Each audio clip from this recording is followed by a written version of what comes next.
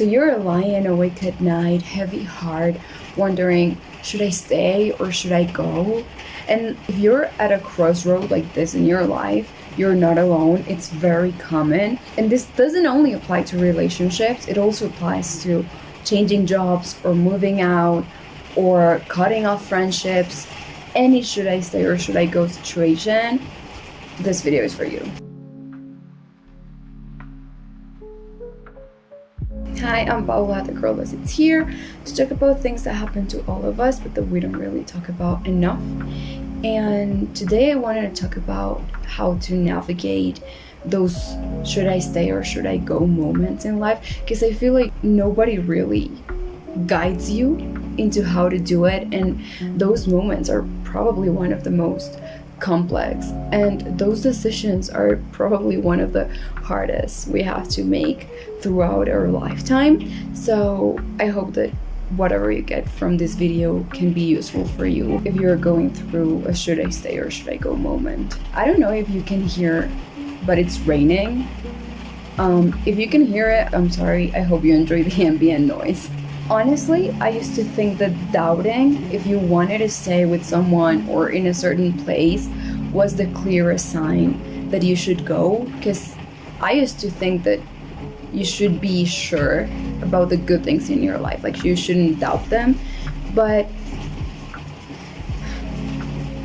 the older I grow and the more I learn and the more I talk to other people as well about their experiences and their advice on life, I've learned that when it comes to life, it's not a black and white or yes or no situation. Life, especially when it comes to decision making, it's a spectrum, and you can place yourself at any point of it, because there are so many reasons why doubt might emerge, and that makes this type of decisions even more complicated, because sometimes it's not even that you actually want to leave. Sometimes you're just scared of making a decision that might imply this is going to be it for the rest of your life.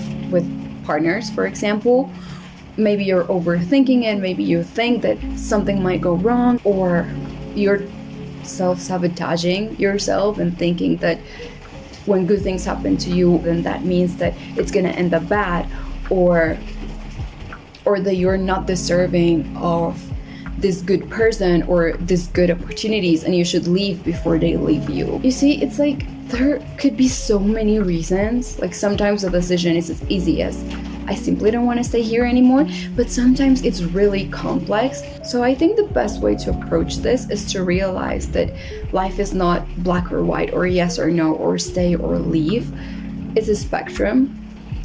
And if you are at this moment of doubt, you should try and place yourself at some point in the spectrum, even if it's the literal middle and you feel like placing yourself at the middle doesn't help with anything. Still, put yourself in the middle. The first step is just place yourself at some point in the spectrum so you don't feel that lost. And once you've figured where in the spectrum you are, you can start evaluating how each side feels for you.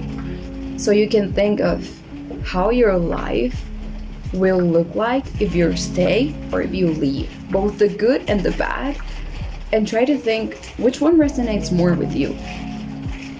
Don't think about other people. For now, this decision is just about you. So think about which decision it's going to lead you to the life you want for yourself. And maybe this will make you move in the spectrum a little bit more. So you can start comparing, because it's easier to make a decision when both options are more organized and when you start outweighing the good and the bad on each and comparing it to each other, instead of just having everything in your head and not knowing what to think about or how to even start.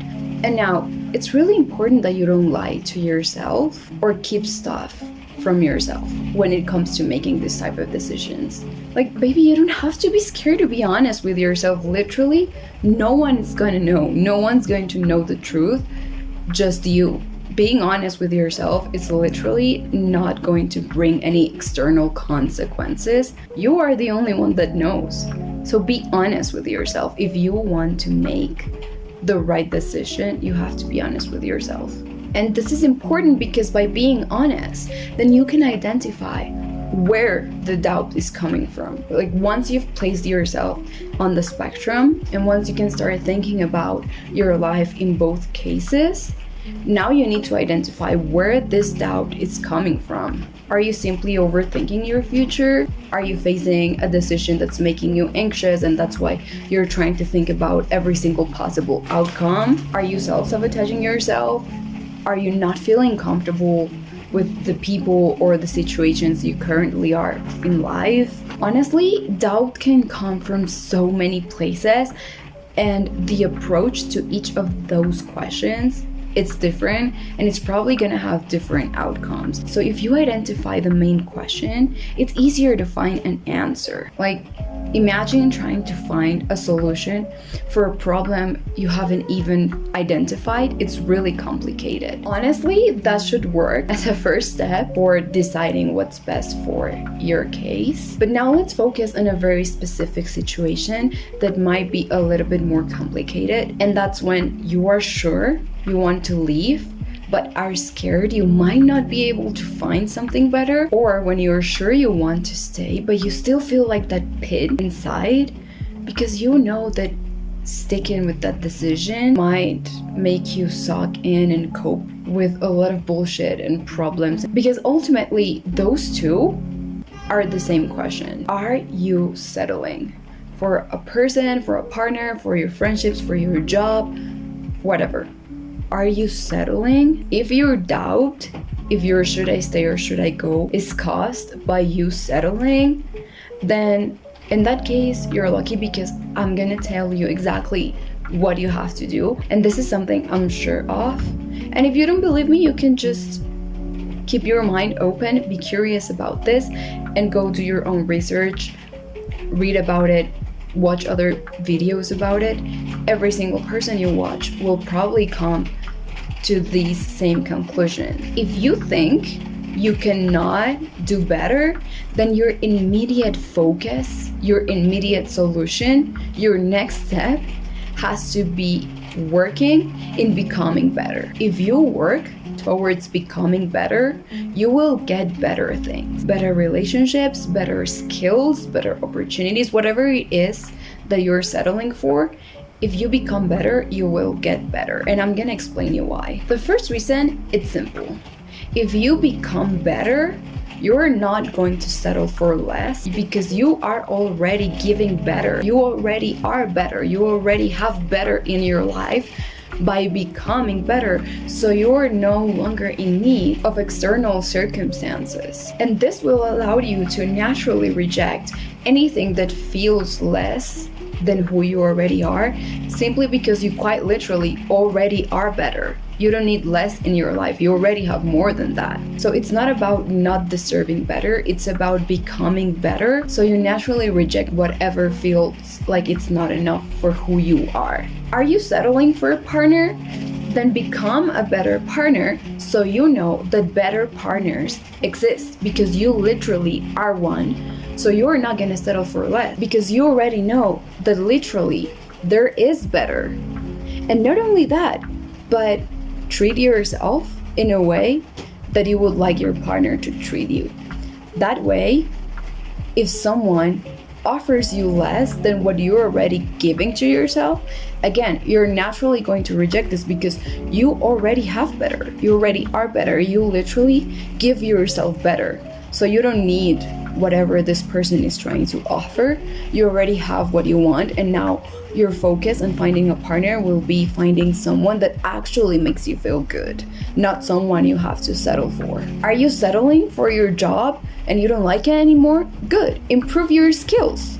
Become better at whatever it is that you want to do, because once you are better, you will be able to access better. Are you settling for life, for a lifestyle, for a type of life that doesn't convince you?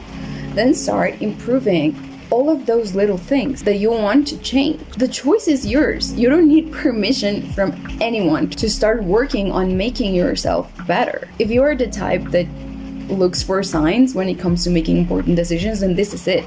This is your sign to start becoming better. So you're naturally not gonna settle for less, and life becomes an option for you, because you already know you can do great.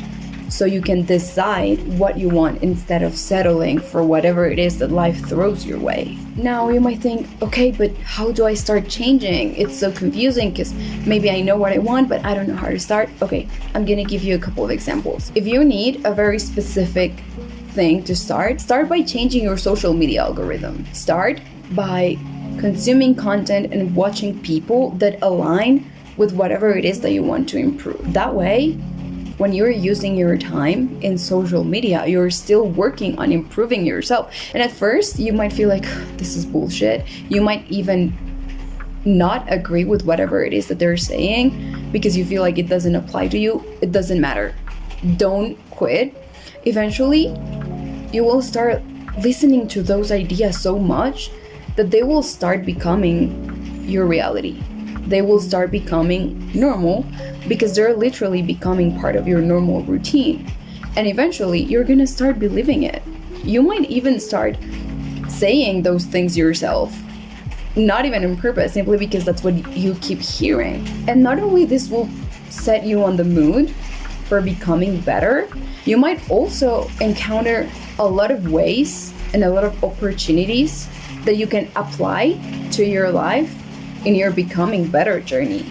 If you listen to people and consume content that talks about becoming better, then you're probably gonna gain a lot of tools and perspectives from that. You don't even need to think about them yourself.